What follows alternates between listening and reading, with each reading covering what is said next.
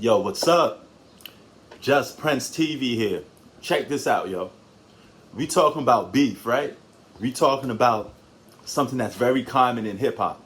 And the greatest lyricist to ever touch the mic, Nasty Nas. Okay, he had his share of beef, all right?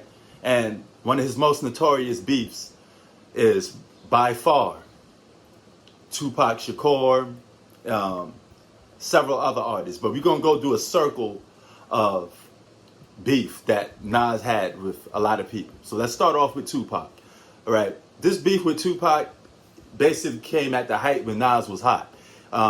If I Ruled the World was by far the number one single, the most praised song in hip hop. Now, keep in mind, these songs back in the 90s, songs was being released before albums even got released because they got linked. A lot of guys would be bootlegging your songs on mixtapes, and your songs for your albums get linked before they even make it to the album. It'd be like, oh, yo, that's a song for the album, you know? But people on the streets already heard it already. So, If I Ruled the World was hot. And Nas was the face of New York at the time. Not Biggie, not Jay-Z, it was Nas.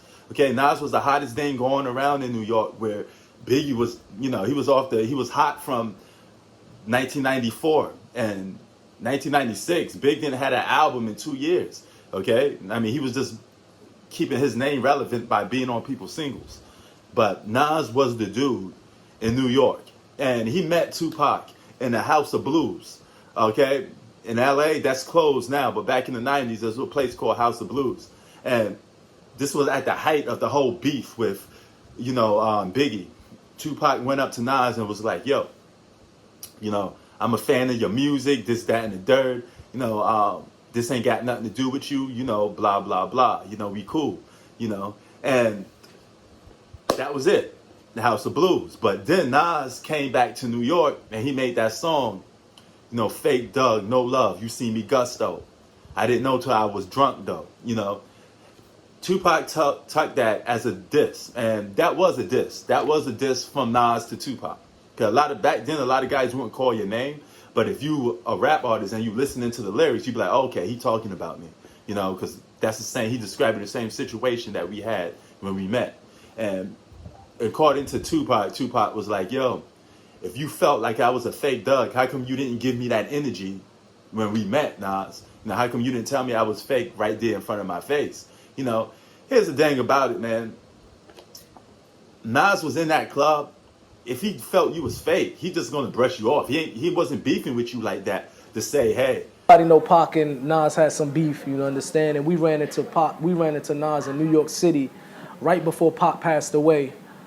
We was in a park. It was an MTV after party, and we was in a park, man. Like, it could have been probably 60 of us, 50 of us. The same with Nas, and we seen each other, and we came up, and Pac was like, "Y'all hold up, let me holler at Nas real quick." And they went and they talking. We went behind Nas people though, you know what I mean? And I think some of his people was behind Pac. We was ready to get him, and they was even telling Pac like, "Yo, man, tell your peoples to back up." Who said that? Like some of Nas people, we all had guns, we all had weapons, we were strapped, and Pac and Nas spoke like men. They spoke like men, shook hands, hugged, walked away.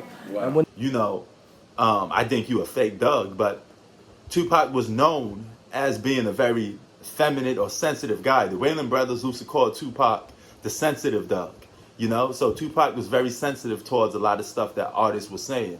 And he took that as a diss, And me personally, if you ask Nas claims that, hey, that wasn't about you. That was just about people from the block.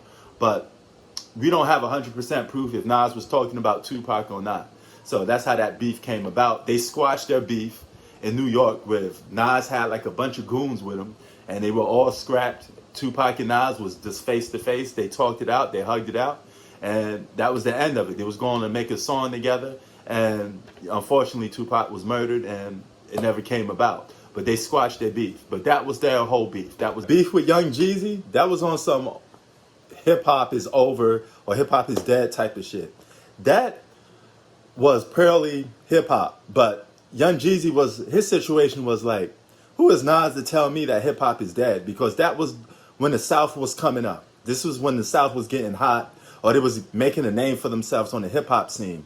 And they came out with a different style of hip hop, and a lot of people was like, "Yo, this ain't hip hop. This ain't the type of hip hop we growed up on. This shit is dead," because you know the concept and the music and the dance routines, the whole catchphrases, you know, down south really turned hip hop into something kind of weird. So young Jeezy had to say this about it.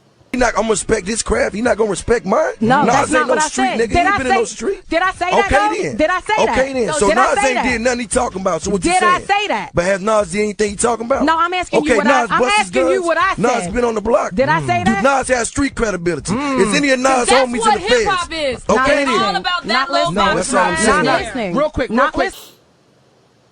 So Nas being the guy he is, man, he was full in forefront. Nas being a veteran of hip hop, he was like, yo, this ain't hip hop. This ain't how you carry yourself. But nevertheless, young Jeezy and Nas, they squashed their beef because it was on some straight hip hop shit. Even though Jeezy took it a little personal by sitting there saying Nas got no street cred.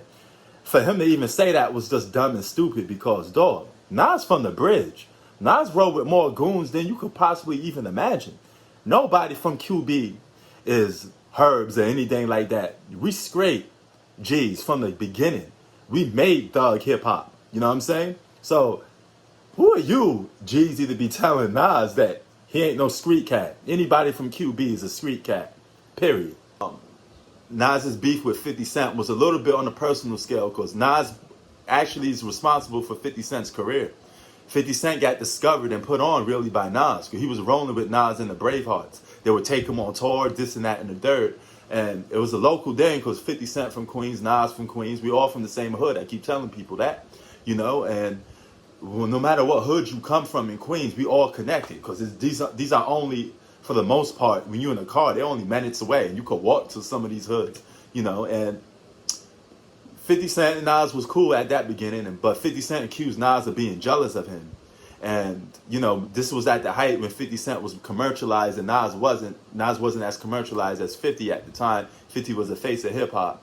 So 50 accused Nas of being jealous. But this was a little deeper than that because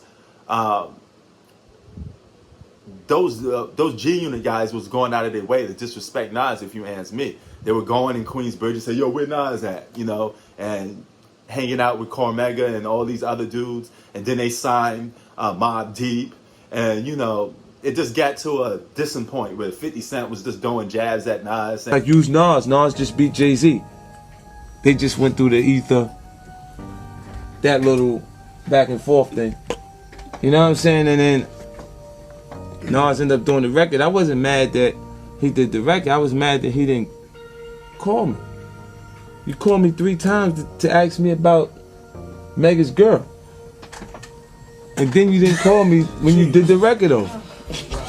Yo, Lloyd Banks is better than you. You know, Nas, you won't make that much money. It was just a competition thing with those guys. It was never personal. They squashed their beef on stage and they hugged it out like true cats from Queens. And a lot of people in New York are competitive. So that was all hip hop competitive beef. You know, that wasn't even a true beef. And then you got